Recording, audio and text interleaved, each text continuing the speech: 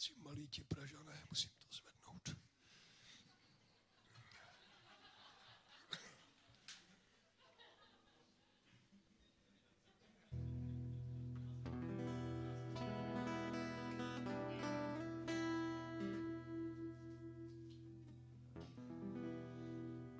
Ticho o rozbřesku.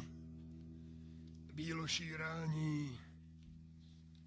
Krotká zvěř automobilů, oddechujících před ranním nonstopem.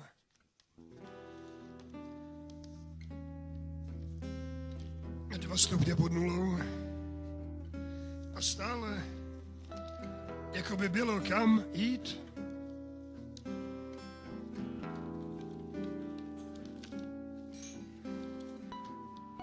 Klávesy marnosti.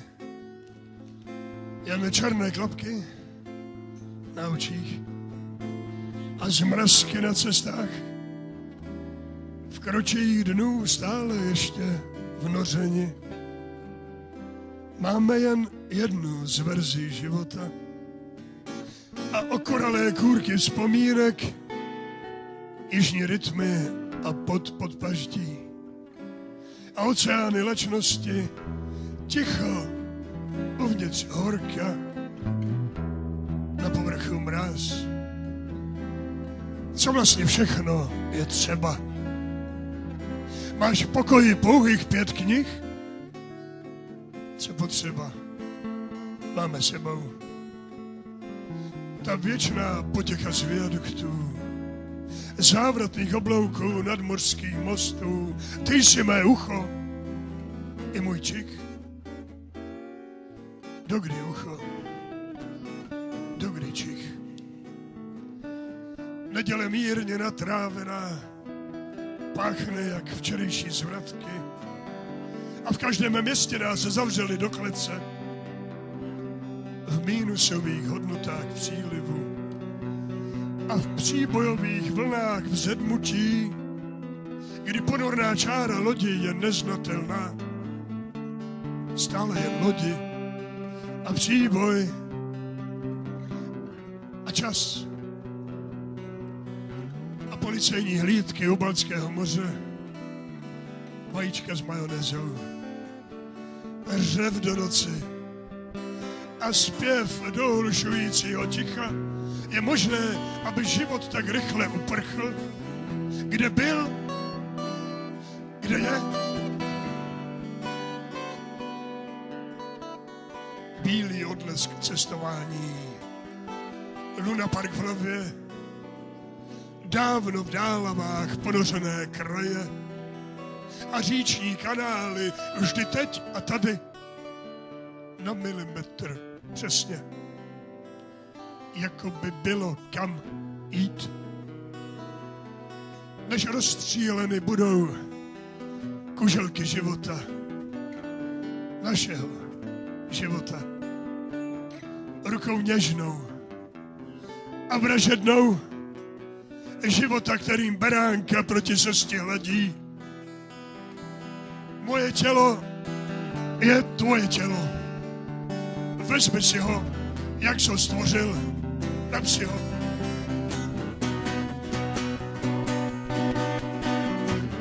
Chvějivost nenávratná. Předtím a potom, jak zvláštní jsou kontury času, který trvá a zlíná k hrdlu láhve sicilského vína s barevným potiskem a rovnou pod Etnou. Po půlnoci hledám ještě něco v cizím životě. Kreditní kartu zapomnění, někdy pochopení může být nepochopením. 6. díl Pustiny. Zatím nepublikovaný.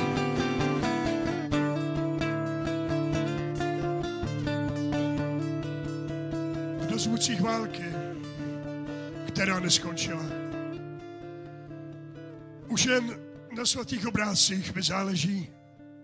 Na pozlátku, které mi marně vyčítají a další zločiny. A zpívavé ticho šílenství. kdy slova kradená se vkrádají do soumraku. Potemnělé divizny slovních komunikací, nehodící se škrtni. Vybělená místa na stupních poražených. Na věšáku slimáci z Prokopského údolí, které do roka stihne sídlištní mor a lepra civilizace. Smaltová tabulka s číslem 18. Nejdelší píseň je tíseň a tísňové volání. Volám sám sobě mobilním telefonem a ptám se, kde jsem.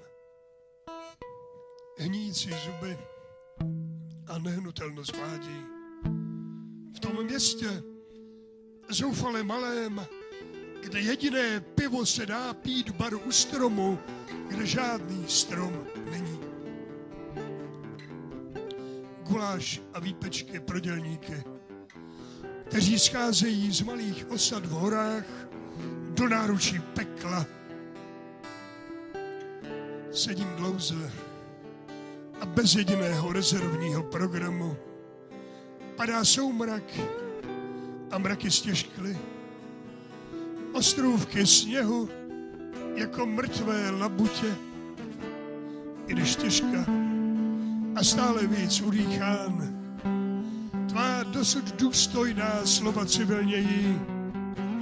Ale proč by utrpení mělo být zelené, ostré a na špičce vyhrocené, když snáší se popílek, dehet strážních ohňů na kopcích temných a výstražných. A rozsvěcují se lampičky v kraji Romáňa. Chápete vůbec, velevážený pane, co to znamená, když člověk už vůbec nemá kam jít? Pravý Marmeladov, marmeládou smíchu a života, který nezhasíná. Monolog smíchu, jenž značí Izák, tedy smích. Muzeum hraček v Scarborougu, dřevěné úzké schody a ulička psů a kachem a hrob Charlotte Brontë. Tak rád bych někde nechyběl a nakonec chybím všude. Všechny mé noci se vynořují u kina Elektra, týž vítr v ulicích, tentýž prach tváři. Na pípě hoří chmel, personál z bordelu odchází a bolest nitrožilní aplikace. Smutno, jako po cirkuse, který odjel. Tramvaj tě citlivě prozvoní, je po půlnoci a stále, jako by bylo kam jít. Nevěsta, ještě v bílém, skočila pod vlak. Tak maličká v té náhlé smrti, jako bych přestal dýchat. Kdo si mi utírá sliny z koutku a kdo si jiný mi utíká ze života.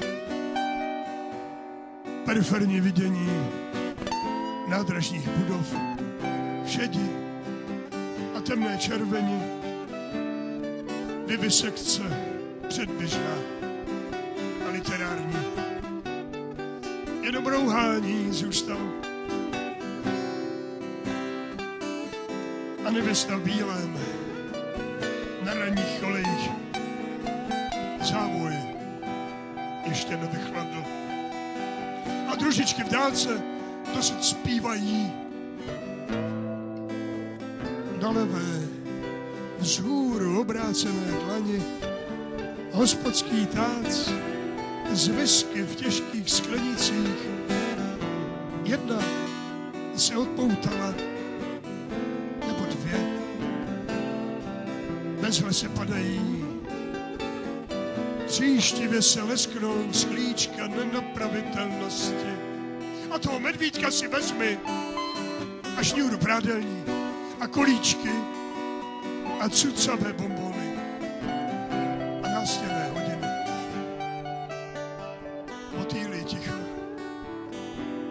a hospodské rafie života, který byl, života, který bude, života, který je smích.